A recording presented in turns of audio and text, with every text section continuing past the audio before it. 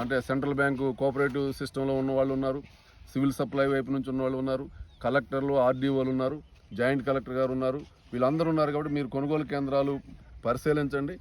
ఈ కోసినటువంటి ధాన్యం ఏమో మట్టి పిల్లలు వచ్చాయి, తాలు వచ్చే అవకాశం లేకుండా ఇవాళ మనం యంత్రాలతో కోస్తున్నాం కాబట్టి చక్కనైనటువంటి ధాన్యం కళ్ళ ముందు కనపడతా ఉంది. అందుకనే అవసరం లేని వాటిని కూడా తూర్పారు పట్టించి రైతును ఆగం చేసేదానికంటే అవసరం ఉన్న వాటి వరకు మీరు ఏమన్నా తూర్పారు పట్టాలంటే దాని వరకు అంగీకరించవచ్చు. కానీ అట్లా కానటువంటి వాటిని కూడా వేసి రైతులకి 3,000, 4,000 ఎకరం మీద నష్టం చేయడం అనేది అన్యాయం చేసినట్టు అయింది. అందుకనే కలెక్టర్ గారు కొనుగోలు కేంద్రాలన్నింటినీ కింద ఉన్నటువంటి రెవెన్యూ అధికారులు, సివిల్ సప్లై, కోఆపరేటివ్ సిస్టంలో ఉన్నటువంటి అధికారులు అందరూ కూడా పర్యవేక్షించి, జిల్లా స్థాయి అధికారులు కింద అంటే ఏంటంటే వాళ్ళు ఇక్కడ సొసైటీ వాళ్ళకి బాధ్యత అప్పచెప్తే ఏంటంటే ఇక్కడ కనపడతామంటే మమ్మల్ని రైతులు తిడతారు కాబట్టి ఎట్లో గట్ల లోళ్ళు ఎత్తాలనే పనిలో ఉంటారు వాళ్ళు.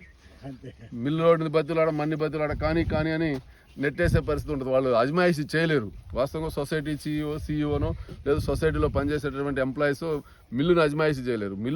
ఒక మిల్లు యజమాని అంటే ఒక 4 కోట్లు, 10 కోట్లు, 50 కోట్లతో ప్రాజెక్టు మిల్లు పెట్టుకున్నటువంటి యజమాని ఒక అధికారి మాట వినాలంటే ఆర్డీఓ స్థాయి అధికారి అయితే తప్ప కింద అధికారులను వాళ్ళు లెక్క చేసే పరిస్థితి ఉండదు. అందుకని జిల్లాలో ఉన్నటువంటి ఆర్డీఓలు, రెవెన్యూ సిబ్బందిని కూడా ఉపయోగించుకొని ఈ కొనుగోలు కేంద్రాలను ఏకవంతం చేయాల్సినటువంటి అవసరం ఉంది.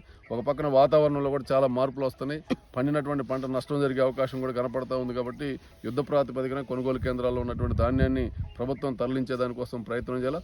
ప్రభుత్వం చెప్తా ఉంది ఏమంటే కాటా అయిన తర్వాత ఇక్కడ ఏదైతే కాటా స్లిప్ రైతుకి ఇస్తారో దాంట్లో ఎలాంటి మినహాయింపు మిల్లు దగ్గర ఉండటానికి వీల్లేదని కూడా కలెక్టర్ గారు చెప్తుంది. కొంత కలెక్టర్ గారు బాగానే తిరుగుతుండే. ఈ జిల్లాలో ఉన్నటువంటి కలెక్టర్ గారు యువకుడుగా ఉన్నాడు.